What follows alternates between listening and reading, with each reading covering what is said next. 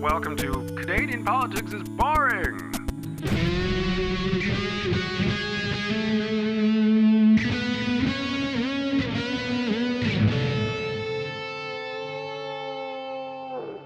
Welcome to another exciting, hopefully, episode of Canadian Politics is Boring. My name is Jesse Harley, and with me, as always, is the Welshman himself, Rhys Waters. Rhys, hello! Hello. Hello! It is Hey, I. everyone clap for Rhys! Yay! Woo! Clap for me. Yay, Rhys! Yay! Clap for the Welshman. Clap for the... Hello. How are you? It never happens. That sounds like STDs for the Welsh. Oh, God. Anyway. What do you got? What's on the plate for today? What are you going to teach me? And our let's go. listeners. Yeah. Well, so let's go straight into it. This episode is fuck small banter. Let's just. I know. I don't care. I don't care what happened. I don't care about your foibles from this week. Nor should you. All I I didn't care. really do anything. Okay, good. It's hard to have small talk with such dull lives. I've almost finished Good Omens, which is a surprisingly better book than I expected. I expected it to be a really good book, but it turned out to be an even better book. So. It's such a good book. It's also, they did the TV version. Yeah, that's actually why I'm racing through good. the book so that I can watch the TV version. Yeah. Hey, look, we can do small talk. We it just can happens do to be it. Geeky books. It's So, almost like go. we care about each other even a little bit. It's almost like that, not quite. Yeah. You know, I don't think we'd spend as much time talking to each other if it wasn't for this show. Anyway, feigning a friendship with you for the past few years has been the hardest thing I've ever done. Exactly. So this episode is called A Province Called Bob. I am intrigued. So, can you guess what province we might be referring to? Let me think. From that title? Well, British Columbia starts with a B. Manitoba. That's a good Manitoba Bob is great. I mean, maybe PEI could have been originally abbreviated for something else. BOB.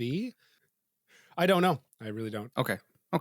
Well, the province that we're talking about is the Northwest Territories. Have you ever been there? Thank fuck no. I did live in Bonavista, Newfoundland when I was a teenager, and believe me, as beautiful a place as that is, and it is one of the more gorgeous places I've ever been. It's so no place should be that cold. No place should be that cold. That's all I'm gonna say. Apart from places that do need to be that cold, like what? Whatever needs to be that cold. Nothing needs to be like what? Laboratories that are testing out near. What's the term? Zero temperature, sub-zero? No, there's a term for it. Is that you trying to suggest that there's a lab somewhere in the world that they're experimented to see how cold they can make things? Yes, no, I know there is for fact. Really? Yes, how cold can we make? No, it's oh my God, there's a freaking term for it. Cold? Less warm? There is a point where cold reaches where molecules will stop moving because it's so cold. And anyway, please continue. This has nothing to do with the Northwest Territories. So that's what's going on in the Northwest Territories. It's what I'm trying to say. The molecules stop moving. It's that cold. Anyway. So in 1999, Canada's 1.3 million square mile Northwest Territories was split into two. I guess you probably already know this. Absolute zero is what it's called. Sorry. I thought you meant absolute zero is how much you know about this. So. Also correct. Yeah. So essentially, the Northwest Territories was split into. Now, tell me about the pronunciation. Nunavut. That's correct. Yeah, Nunavut. Yay! There we go. It was. Yeah, you've had a lot of flack lately on our comments. I have had a lot, but do you know not what? Being able to pronounce French words, which is, I'm not going to blame you for that. Just our regular haters. Yeah. I can handle the kind of First Nations pronunciation better than I can the French, which is weird. That is weird. Yeah. You crazy Welshman. Crazy. Okay. It's probably more similar, I guess. Is anyway. So what year were they divided? Were they split? They were divided in 1999, and so Nunavut became a semi-autonomous region for the Inuit people, who make up 88% of the who make up 80% of the 22,000 residents, and then the densely populated Western Realm, which is 45,000 people really squashed into a tiny piece of land that is only 500,000 square miles. Were left with their own kind of identity. So none of it has obviously got its own distinct cultural identity, and whereas the Northwest Territories didn't quite have that kind of same unifying, overwhelming population. So Right. But the weird thing about the Northwest Territories was it was just a temporary name when they named it, and it was never supposed to be called that. It was just, we need to put something on the map. The territories, they're kind of northwest, but apparently when you look at it on the map, really, it's not really northwest because the Yukon is further west. So Right. people who nitpick say it should be called the North Central Territory. So not only does the name not really relate to anything, it's not really right either. And there's also no official name for when you refer to someone from the Northwest Territories. So Haligonians or Haligonians. I'm new. I'm a new Haligonian. So there's not even a. What did you call us? A Haligonian? Haligonian? A Haligonian. I like that. Haligonian. That's people from the future. Yeah. The Haligonians. The Halijones. Yeah. Exactly. So the thing is, there's lots of really diverse First Nations and Indigenous kind of communities, and they've all got their own distinct languages and names, and they refer to the place where they live. So what you find is that there's a real call it what they want to call it. Oh, exactly. And some of them, some of them do. So, some of them do. So there's the Dene. They have their own terms, and then some people call Nunutzik, which I think means beautiful land. Did it even have a glottal stop in there? Did I hear that? Is that what is it? I don't know what a glottal stop is. Well, you did one. Did I? Yeah. Again, I think the First Nations languages are closer to Welsh than Welsh is to most European languages, which is weird. Say it again. What was the spell it out for me? Yeah, that's what you do. The sound you're making at the end is a glottal stop. Spell it out for me. Nunatsiaq. Yeah, I would have no idea how to pronounce that. Yeah, and in Inuit language, it means beautiful land, which is their name for it, which is a much nicer name. It is nice. It is a nice name. It's better than Northwest Territories, incorrectly named. Yeah, exactly. So, obviously, you can't live in a province that doesn't have a name that anyone agrees on. There's a lot of pride in saying, I come from this place, and, using the name. And, in Northwest Territories is also a really long name to put on anything. So, in 1996, the territorial political leaders asked residents to propose names for the region, and the top 5 would be put to a vote in 1986 in the fall. So, so when the deadline passed for submitting names, they had more than 5,000 people had favoured keeping the name the Northwest Territories. And that was the number one choice. So that they were like, hey, let's come up with a cool new name. And the number one choice was the name they already had. The Northwest Territories? Yeah, exactly. So, which makes me think it wasn't actually that much of a problem. So I thought you were going to say that like a whole bunch of people came on and voted to name the place Bob. Well, that was it. That was the second choice. A few thousand votes behind was Bob. Really? Yeah. That reminds me of, do you remember Bodie McBoatface? Yes, of course I do. It's now called like the David Attenborough or something like that. They balled it. Yeah. It should have been Bodie McBoatface. It would have been brilliant. Well, that's what people voted. That's like, that's what you voted. This was like way before. This was like, this is the original. This is way before Bodie McBoatface.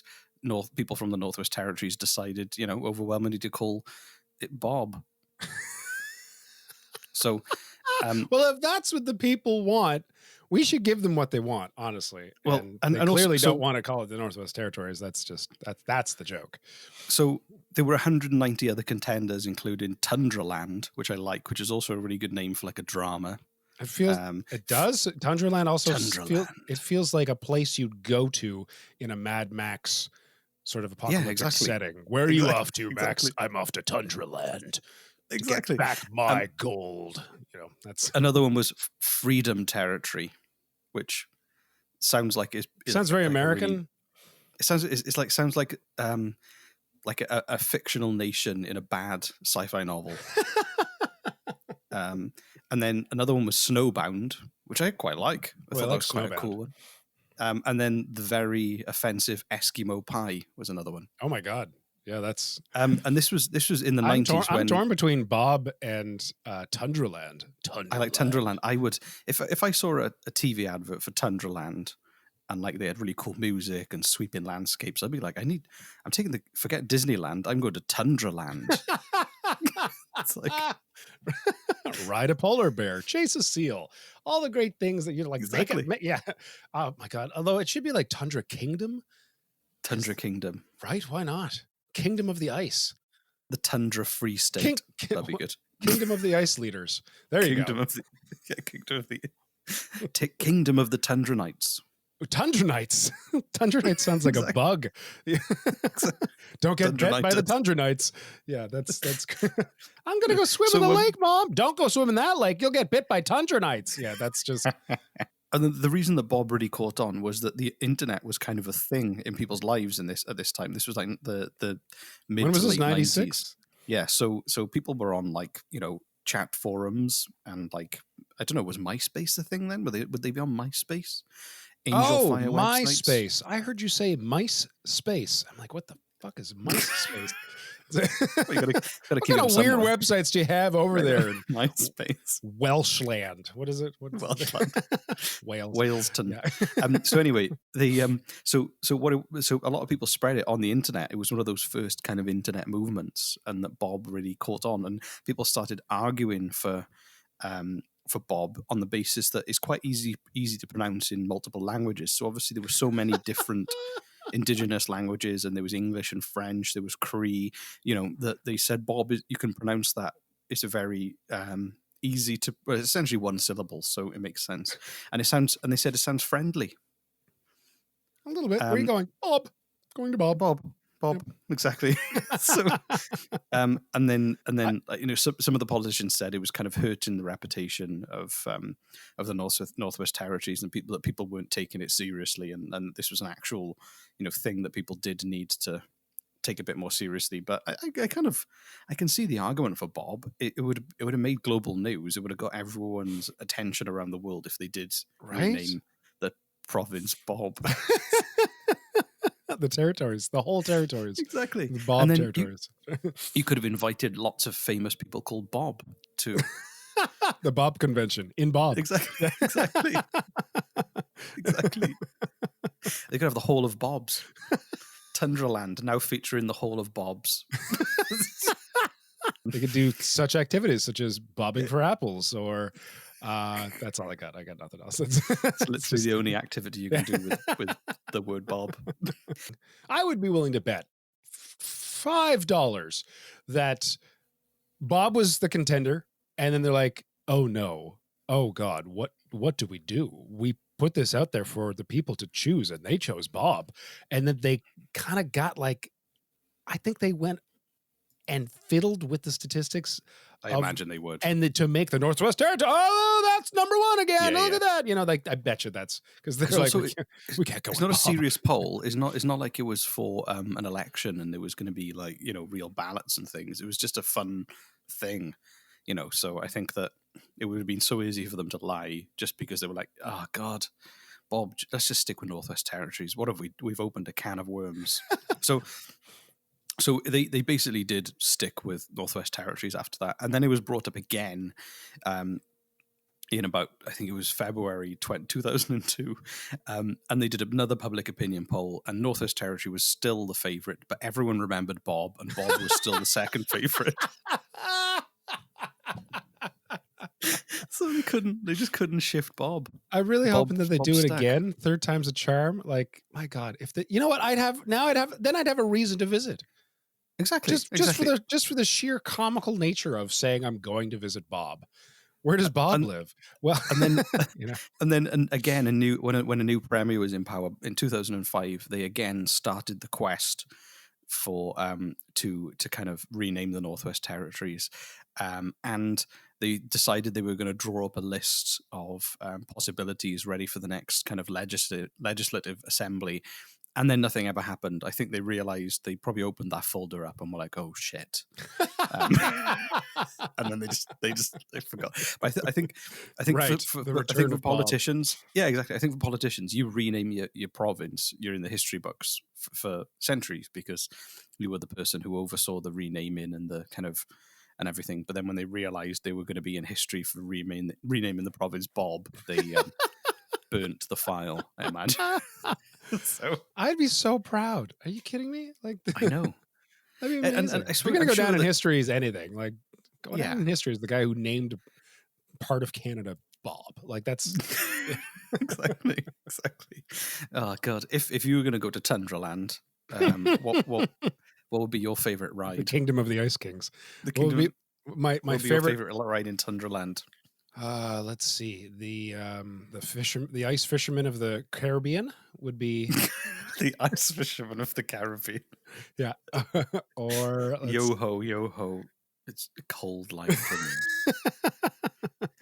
fun fact, did Yeah. you know that a lot of the Inuit, from what I saw this in a documentary once, so I don't know how accurate it is, so don't blame me if it isn't. Because it is tundra land and there's very little vegetation up there, they eat a lot of meat, obviously, and that's fine. You can survive off of meat, with the exception of a lack of vitamin C. You will, of course, eventually develop scurvy, and over time, their bodies kind of started craving the eyeballs of a very specific sea creature. I forget which one it is. I don't think it's a seal. I think it might be a walrus or something like that. Apparently, the eyeballs of these sea creatures contains a large quantity of vitamin C to the point where it staves off scurvy for a lot of Inuit. Wow. And they go and they hunt and they specifically eat the eyeballs. And they did for hundreds of years. I'm sure they didn't know why they were doing this. The bodies just craved it. So I imagine they probably like made it a delicacy. they probably did. There was knowledge that was passed on. I don't imagine they were just like, oh my god. Well, really maybe like fancy- scurvy happened and then you ate an eyeball and it stopped. Like, sure, that's exactly. There must yeah. have been someone at some point in history realized that. I don't think that they just craved a specific eyeball for no reason and then followed through an elaborate plan to try it and then go, I feel better now. So now we have the plot for the first pilot of Tundraland, Tundraland. a quest Someone for just- eyeballs. That's Exactly. just yeah. Quest for eyeballs. The Ice King is after me, sack of eyeballs. That's Exactly. that's a God, weird. I mean- yeah, that's how do you like my Inuit impression? Yar! That Oh, the Ice King is after me, me sack of eyeballs. I think it's the Ice King sounds like he's from Yeovil in the West Country in England. I've never heard of Yeovil, but I bought my dog from Yeovil. That pirate accent is a West Country accent. are you shitting me? No, This it's is not. how they talk. They talk like this in Yeovil. they Hey, you don't- want to buy a dog, do you? Come to Yeovil and you'll buy a nice German Shepherd. Hey.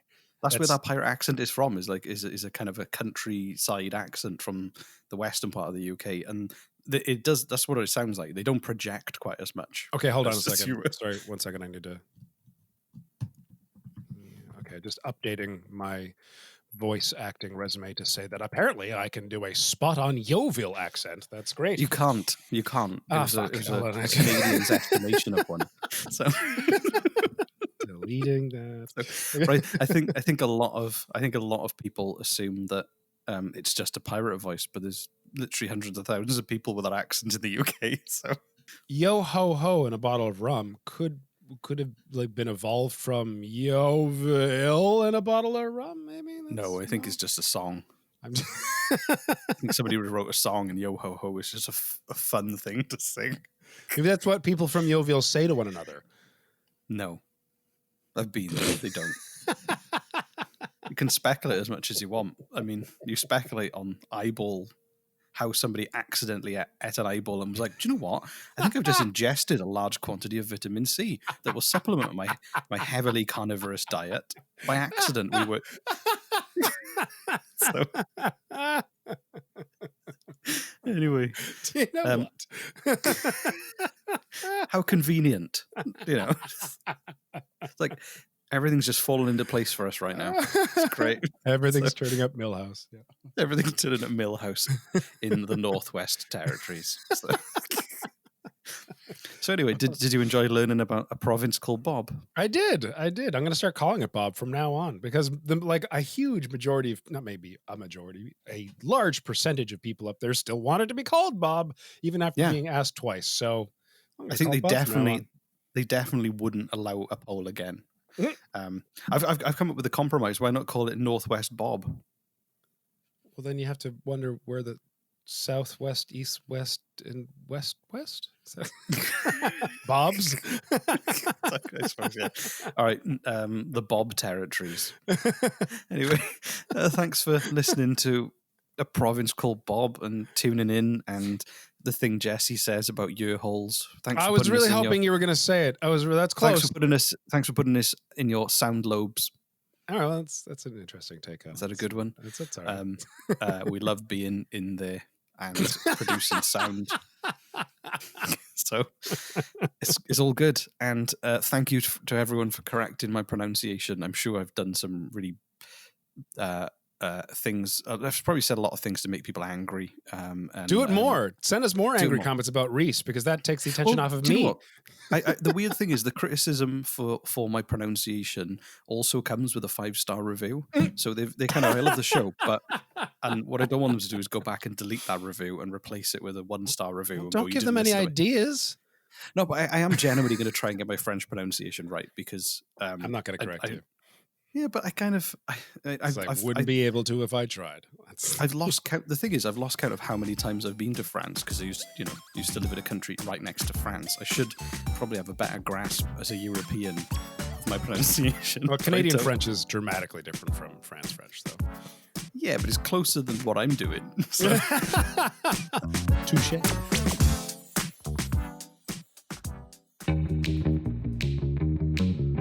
Hello there, this is British comedian turned maritimer James Mullinger, and I have just 60 seconds to encourage you to listen to my brand new podcast, Mullinger Meets Canadians. So here goes. Well, who am I, you ask? Well, in early 2014, I left London, England and moved to a small town in Atlantic Canada. Rothesay, New Brunswick, to be specific. You might know me for my comedy, or perhaps you've read my magazine, The Maritime Edit, or more likely, you've never heard of me. But in this show, I celebrate and highlight entrepreneurs, creatives, business leaders doing the unexpected in the small towns and cities of this beautiful country. In each episode, I will meet a bona fide Canadian icon or hero. It could be a music industry titan or a screen legend, or an ordinary person like you and me doing extraordinary things. A local hero to a world leader, a stand-up comedian to a literary icon. From the Avalon Peninsula, Newfoundland and Labrador to Whitehorse, Yukon, no stone will be left unturned in our pursuit of greatness in this undeniably great country. So if you like greatness, creativity, being inspired, laughing, or just love Canada as much as I do, then this is the podcast for you. Subscribe now to Mullinger Meets Canadians and I will see you soon.